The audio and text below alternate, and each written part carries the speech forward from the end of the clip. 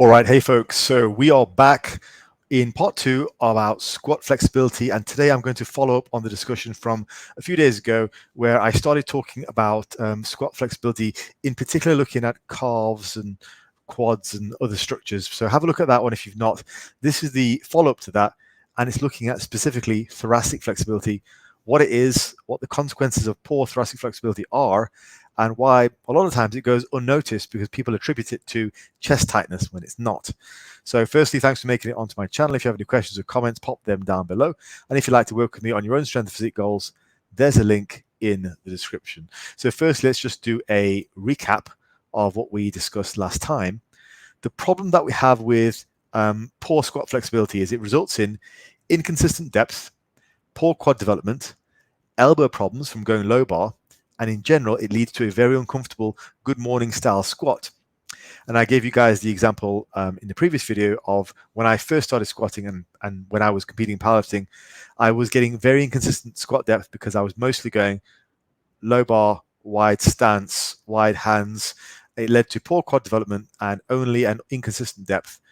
And only when I corrected that and I went to more of a high bar squat where I fixed some of those issues and inflexibilities, I was able to get more consistent depth and greater quad development as well. So let's have a look at what I did and what the problem is specifically with the thoracic region. So we're today looking at upper back flexibility of the thoracic region in particular.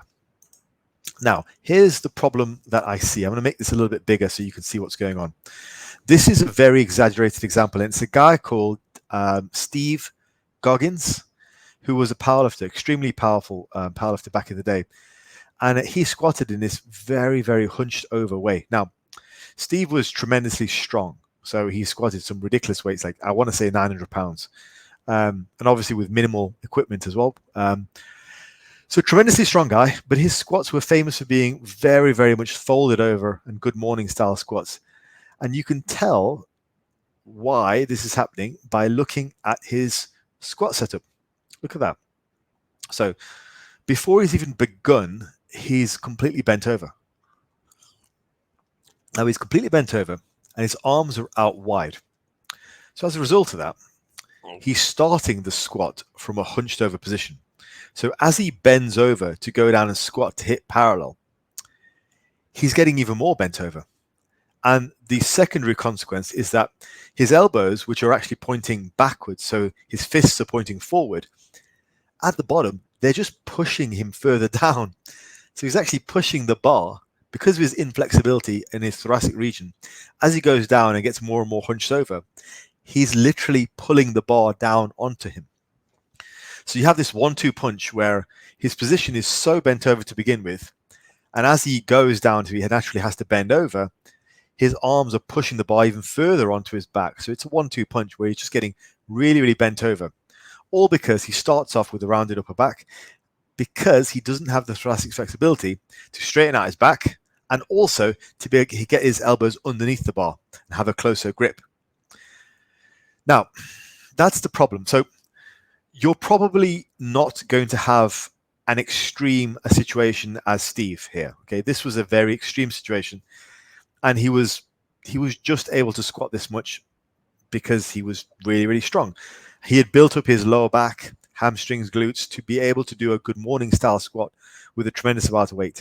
I mean, done correctly, the strength potential is probably greater here. You probably sacrifice consistency and depth with actual strength potential, but it is horrendous for the quad development and it's very inconsistent for getting depth.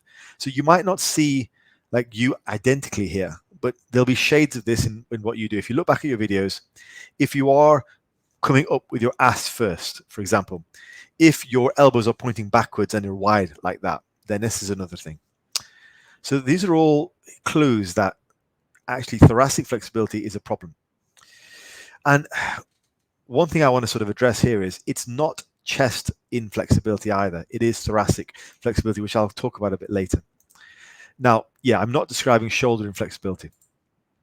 So these types of stretches, so this type of stretch, which is commonly you see people do a lot of before they're about to squat, it doesn't help. Like, it's not chest flexibility which is limiting you, because when you're arms are in that position, your chest isn't stretched. Your chest is only stretched if your arms are out there. So just try that for me. Sat at home, okay, watching this video. Put your arm like this, okay, like that. All right. It doesn't. Just literally up like this next to you. There's no stretch on your pecs at all. And now stretch it out like that. That's where your chest gets stretched. Am I right? Yeah. Like this, there's no flexibility required of the chest here. It's only when you put your arms out. So what you should be doing is you should be holding your bar relatively close to you. Now to do that, you need thoracic flexibility, not chest flexibility. So therefore, this stretch does nothing for your squat if you're squatting in the correct way. And again, just to sort of talk about that, yes, Steve is an amazing squatter, but when I say correct way, I mean the way to optimize quad development. So back to this. This stretch is another one. It's a similar stretch, but it's the full arm stretch. Again, this is not the stretch which is going to open you up for a good squat form if you're squatting correctly, as you should be. So if we look at this guy, for example, he's one of the top IPF squatters. And you can see what happens as a consequence of him having excellent thoracic flexibility. Because his thoracic flexibility is so good, he's able to come down on top of his quads, so he can sit down between the quads. He can open up the hips and sit down between the quads. If he was any more bent over, the ass would shoot back and he wouldn't be sitting down between the quads. He'd be sitting down on top of the quads. That's a very big difference. So this is another one of those keys alongside the ankles, alongside the quad flexibility. It's this thoracic region flexibility. And you see this is one of the smaller guys, but you see even the bigger guys like Milanachev. I think Milanachev here was squatting something in the region of 1,000 pounds.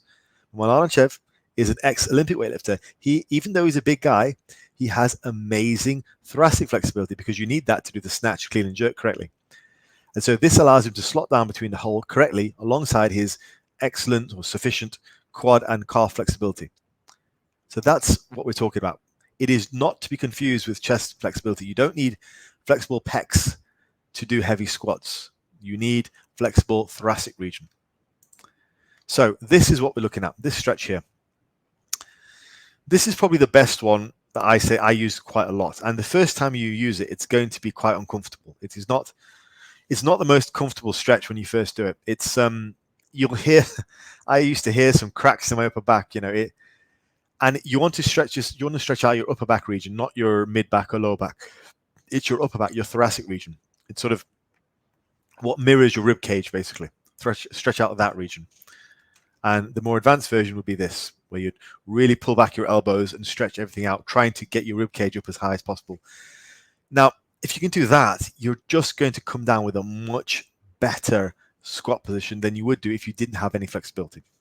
So that's the stretch that we're talking about. It is actually thoracic, not chest.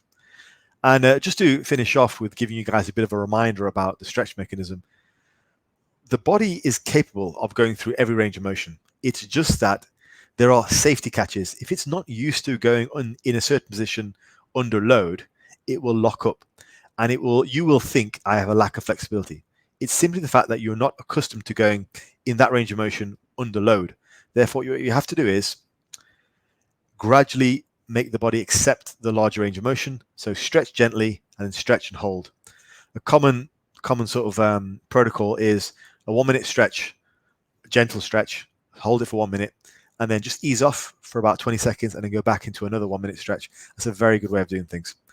And so I'm going to carry on this series by doing a wrap up and putting all this together with some form cues as well. But so far, this is what we've got. We're looking at calf flexibility, quad flexibility, and thoracic flexibility.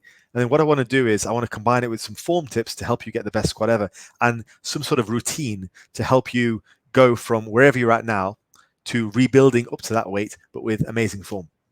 Okay, so I hope you guys find this useful because it's all the practical knowledge that you've used to fix my squat and how I fix my clients' squats over the years. So it all works. It's not just me pulling this out of a hat. Like, this stuff definitely works. If you apply it, then it'll work.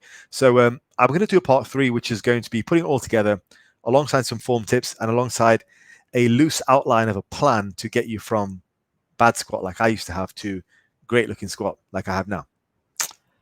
So let me know if that's useful, or if you'd like me to include anything else in a part 3. As long as you keep it on topic and specific to squat flexibility, and it's used, and I think it's relevant and useful, then I could include it. So let me know. Right, I'll call it there. Speak to you guys tomorrow.